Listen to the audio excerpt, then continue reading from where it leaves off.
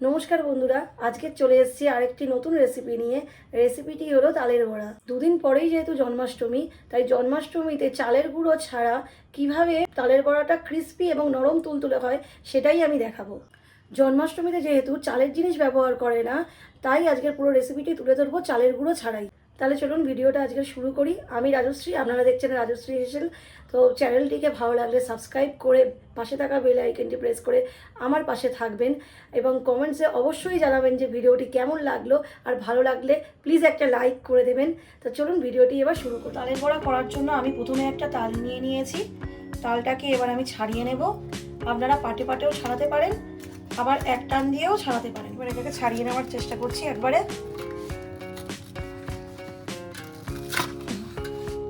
দেখো একবারেই ছেড়ে এসছে, তবে একটু শক্ত ছিল, একটু টানা আঁচড়া করতে হয়েছে। দেখো তালের মুখটা কি সুন্দর লাল আর সাইডটা কালো। এইরকম তাল হলে তালটা তিতো হওয়ার সম্ভাবনা কম থাকে। তালটা তারপর আমি এরকমভাবে একটু একটু করে ছাড়িয়ে নিচ্ছি।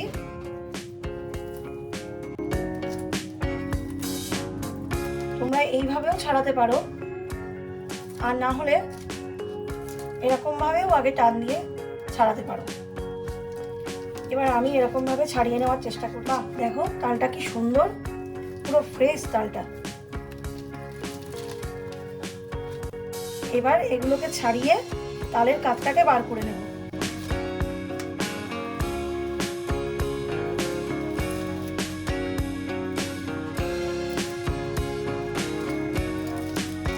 দেখো তালের খোসাটাকে ছাড়ানো হয়ে গেছে।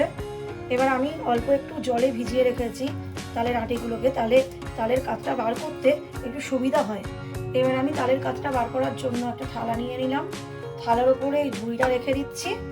তা আমি এই ঝুড়িটা নিয়ে নিয়েছি। তা ঝুড়ির গায়ে এই খাঁচকাটাগুলো থাকলে তালের কাতটাকে বার করতে খুব সুবিধা হয়।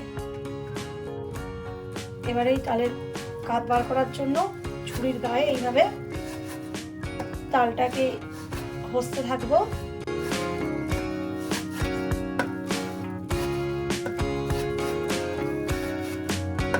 একটু শক্ত মনে হলে আবার একটু জলে ভিজিয়ে নেওয়া যেতে পারে, তাতে খুব সুবিধা হয়।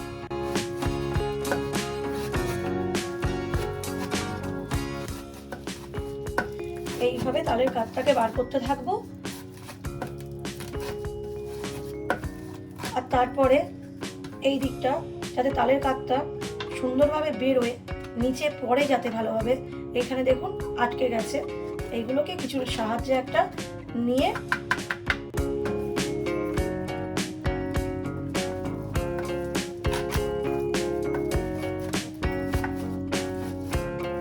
দেখো আমরা সম্পূর্ণ তালের পাল্পটাকে বার করে নিয়েছি। তা আমি যেহেতু ঝুড়িতে করেছি তাই আমার আঁশ বেরোয়নি। তা তোমাদের যদি আঁশ বেরোয় তো তোমরা ছাঁকনি দিয়ে ছেঁকে নিতে। তালের বড়ার ব্যাটারটাকে তৈরি করার জন্য প্রথমে আমি 200 গ্রাম মতো সুজি নিয়ে নিলাম। আপনারা চাইলে সুজিটাকে উষ্ণ গরম জলে ভিজিয়েও নিতে পারেন, কিন্তু আমি ডাইরেক্ট দিয়ে দিলাম। এবার আমি একটা তালের জন্য 350 গ্রাম চিনি দিয়ে দিলাম।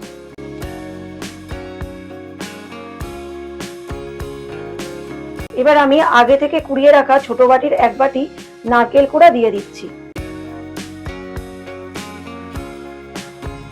এবার আমি 200 গ্রাম মতো ময়দা এর মধ্যে দিয়ে দিচ্ছি। এরপর যদি আবার লাগে দেবো আমি আবার। এবার আমি ব্যাটারটাকে হাত দিয়েই ফেটিয়ে নেব। হাত দিয়ে না ফেটালে ব্যাপারটা স্মুথ হবে না। তো আমি হাতটা ভালো করে পরিষ্কার করেই ধুয়ে নিয়েছি।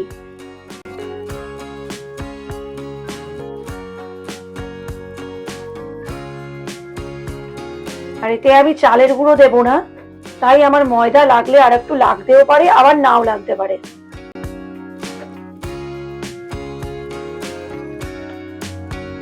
তো প্রায় 10 থেকে 15 মিনিট মতো আমি ভালো করে ফেটিয়ে নিয়েছি। তো ফেটানোর মাঝখানে আমি আরও 100 গ্রাম মতো ময়দা দিয়েছিলাম।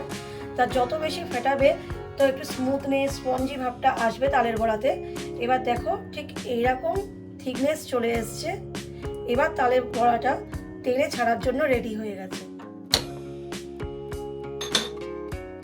এবার আমি কড়াইটা বসিয়ে দিলাম। এবার আমি কড়াইতে একটু রিফাইন তেল দিয়ে দিচ্ছি। তেলটা আমি একটুখানি বেশি পরিমাণেই দিয়ে দেবো। কড়াইতে তেলটা গরম করতে দিয়ে দিয়েছি। তেলটা গরম হওয়ার জন্য হাই ফ্লেমেই রেখেছি গ্যাসটা। এবার দেখো তেলটা গরম হয়ে গেছে। এবার আমি মিডিয়াম ফ্লেমে রেখে তালের বড়াগুলোকে এক এক করে ছাড়বো।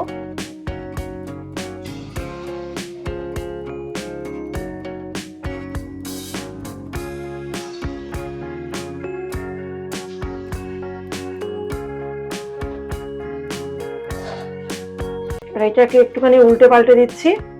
দেখো আমাদের তালের বড়ার কালারটা ব্রাউন হয়ে গেছে। এবার আমরা আস্তে আস্তে তুলে নেব।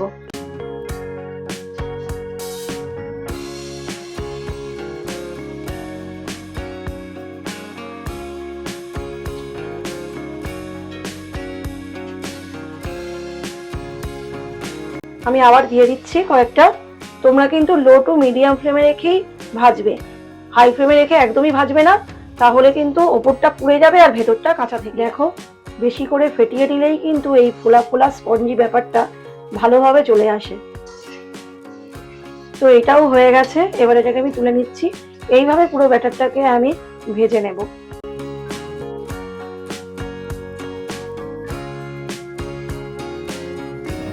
তো বন্ধুরা এখানে দেখো একটা তালে এতগুলো বড়া আমার হয়ে গেছে।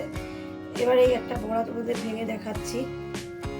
দেখো কতটা সফট হয়েছে আর ক্রাঞ্চিও হয়েছে কিন্তু। তো এইভাবে অতি সহজেই তালের বড়া তোমরা ঘরে বানিয়ে নিতে পারবে। তো চলো আজকের ভিডিওটা এখানেই শেষ করছি।